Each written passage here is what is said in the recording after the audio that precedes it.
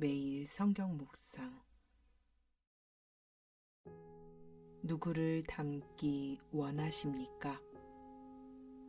오늘 말씀은 마가복음 11장 27절에서 33절 말씀입니다.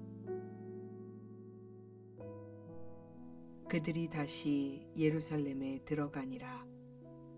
예수께서 성전에서 거니실 때에 대제사장들과 서기관들과 장로들이 나와 이르되, 무슨 권위로 이런 일을 하느냐?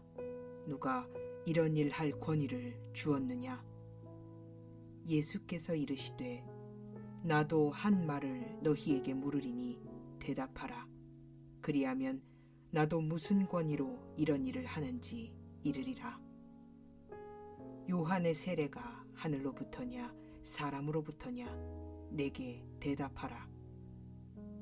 그들이 서로 의논하여 이르되, 만일 하늘로부터라 하면 어찌하여 그를 믿지 아니하였느냐 할 것이니, 그러면 사람으로부터라 할까 하였으나 모든 사람이 요한을 참 선지자로 여김으로 그들이 백성을 두려워하는지라.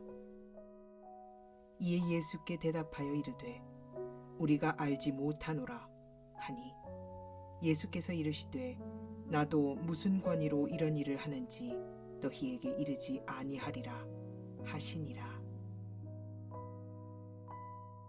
그들은 다시 예루살렘에 들어갔다. 예수께서 성전들에서 거닐고 계실 때에 대제사장들과 율법학자들과 장로들이 예수께로 와서 물었다. 당신은 무슨 권한으로 이런 일을 합니까? 누가 당신에게 이런 일을 할 수 있는 권한을 주었습니까? 예수께서 그들에게 말씀하셨다. 나도 너희에게 한 가지를 물어보겠으니 나에게 대답해 보아라. 그러면 내가 무슨 권한으로 이런 일을 하는지를 너희에게 말하겠다. 요한의 세례가 하늘에서 온 것이냐 사람에게서 온 것이냐?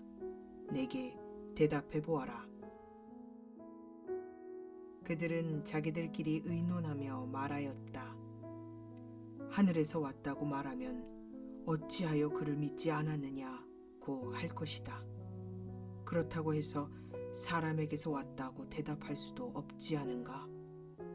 그들은 무리를 무서워하고 있었다. 무리가 모두 요한을 참 예언자로 알고 있었기 때문이었다. 그래서 그들이 예수께 대답하였다. 모르겠습니다. 예수께서 그들에게 말씀하셨다. 나도 내가 무슨 권한으로 이런 일을 하는지를 너희에게 말하지 않겠다.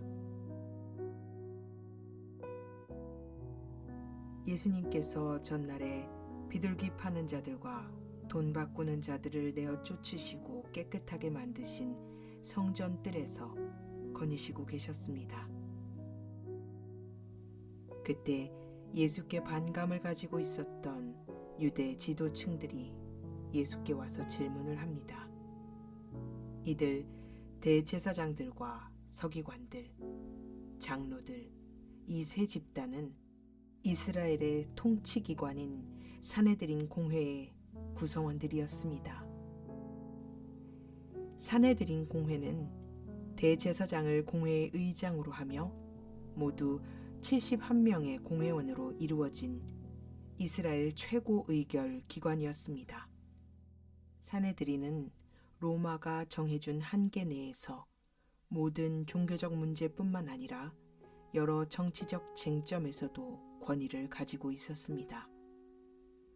이들은 전날 예수께서 성전에서 행했던 이런 일, 즉 성전 정화에 대한 예수의 권위를 언급하면서 자신들에게 예수가 전날 성전 뜰에서 행한 일들에 대해서 해명할 것을 요구합니다.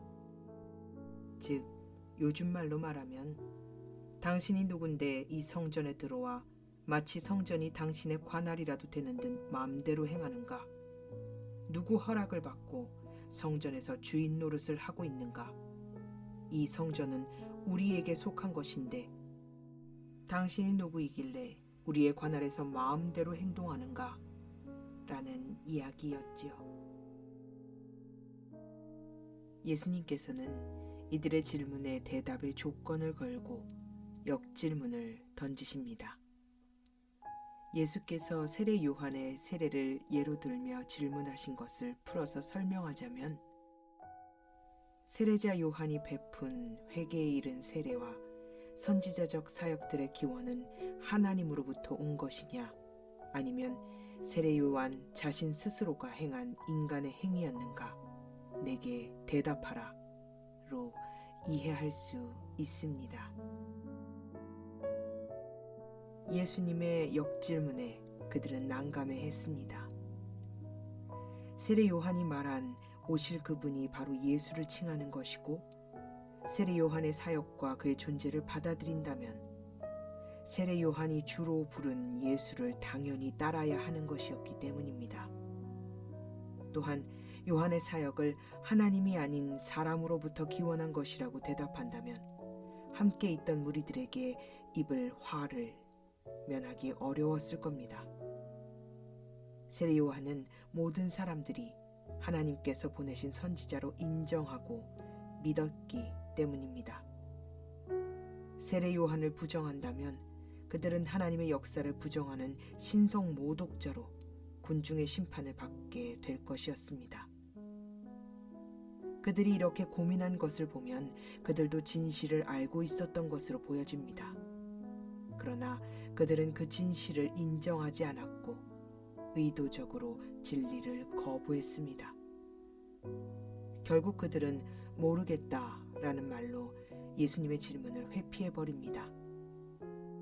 이런 그들의 태도를 보시고 예수님께서는 악의를 가지고 진리를 외면하는 그들과의 논쟁은 불필요하다라고 판단하시고 답변하지 않으십니다.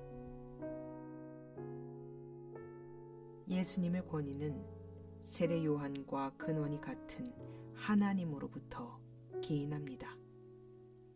이것은 예수께서 세례를 받으실 때 하나님께서 직접 너는 내 사랑하는 아들이라 라고 말씀하신 것, 그리고 변화산 꼭대기에서 제자들에게 이는 내 사랑하는 아들이라 라고 말씀하시면서 확증하신 것으로 증명됩니다. 예수는 하나님의 아들 그리스도이십니다. 그는 하나님의 권위로 귀신을 내쫓으시고 죄를 용서하고 병자들을 고치며 메시아로서 환영받는 왕으로 예루살렘에 입성했습니다. 구약의 많은 선지자들이 예언한 대로 예수께서는 하나님의 아들로서 버림받고 멸시받는 이들을 위해 이 땅에 오셨으며 자신을 많은 사람의 죄를 대신해서 십자가에 내어주는 대속물로 내주기 위해 이 땅에 오셨습니다. 예수께서 이 땅에 오신 것은 인류를 구원하고자 하시는 하나님의 의지였습니다. 따라서 예수님은 하나님의 권위를 가지고 계셨습니다. 예수님을 예언한 미가서에서는 예수님에 대해서 이렇게 이야기합니다. 그가 여호와의 능력과 그의 하나님 여호와의 이름의 위엄을 의지하고 서서 목축하니 그들이 거주할 것이라. 이제 그가 창대하여 땅끝까지 미치리라. 대제사장들 같은 사회적 권위와 힘을 가지고 있는 사회 기득권층이 예수님을 적대시하고 반대해도 주님께서는 결코 그들의 위협에 휘둘리지 않으시고 오히려 상황을 지배하십니다. 예수님께서는 여호와의 능력과 이름의 위엄을 가지신 하나님이시기 때문입니다. 그러나 오늘 본문에는 어떤 경우에도 흔들리지 않고 자신의 길을 걸어간 예수님과 같은 무리가 등장합니다. 바로 산헤드린 공회의 지도자층, 대제사장, 서기관들, 장로들이 그들입니다. 그들이 내놓은 대답과 고민을 보면 그들도 세례 요한과 예수님에 대해서 바로 알고 있었습니다. 그러나 그들은 거기서 그쳤습니다. 그들은 끝끝내 자신들의 생각과 고집을 버리지 못하고 예수님을 십자가에 못 박는 데까지 이르렀습니다. 예수의 수많은 메시아적 근거가 있었음에도 불구하고 그들은 굳건하게 자신들의 입지를 다지고 자신들이 생각하는 신앙을 지키기 위해 진리를 의도적으로 외면했습니다. 결국 그들은 AD 70년에 로마의 침략으로 예루살렘 성이 무너질 때 비참한 최후를 맞게 됩니다. 유대 역사가 요세푸스의 기록에 따르면 로마의 침략으로 죽은 사람들보다 예루살렘 성이 함락되기 전에 예루살렘 성 안에서 항복을 막기 위해 모든 식량을 다 불태워 굶어 죽은 사람의 숫자가 더 많았습니다. 인간의 고집은 참으로 위대합니다. 당신은 어느 편을 택하실 겁니까? 예수를 택할 것입니까? 아니면 자신의 고집과 아집을 선택할 겁니까? 예수가 당신을 위해 이 땅에 왔노라고 당신을 사랑한다고 끊임없이 외치고 또 외치건만 마음의 문은 굳세게 닫은 채 당신의 생각과 고집, 상처와 아집에서도 도통 헤어나올 줄 모르는 대제사장들처럼 그렇게 살고 있지는 않습니까? 이제 그만 나오라고 두드리고 또 두드리시는 예수님의 음성에는 귀를 닫은 채 당신의 생각에만 갇혀 있지는 않은지요. 기억해야 합니다. 예수는 당신을 사랑하시는 하나님의 아들 그리스도이십니다. 사랑하는 아버지 하나님, 우리도 예수님을 의도적으로 외면하고 얼굴을 돌리고 있지는 않은지요. 내 생각과 다르다고 눈에 보이는 모든 것들을 부정하고 내 생각 안에 갇혀서 주님께 고개를 돌리고 있지는 않은지요. 주님, 하나님의 말씀이 아닌 모든 부정적인 생각과 아픔, 상처들이 예수 그리스도의 이름으로 거치게 하여 주시옵소서.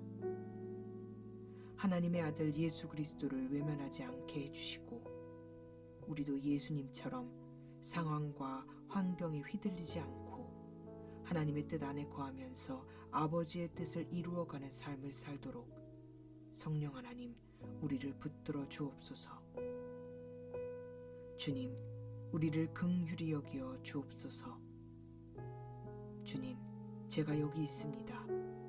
나는 성령님의 것이오니 성령 하나님, 당신께서만 나를 홀로 주장하여 주시고 주님 뜻 안에 거하고 살게 하여 주시옵소서. 우리 구주 되신 예수 그리스도 이름으로 간절히 기도드립니다. 아멘.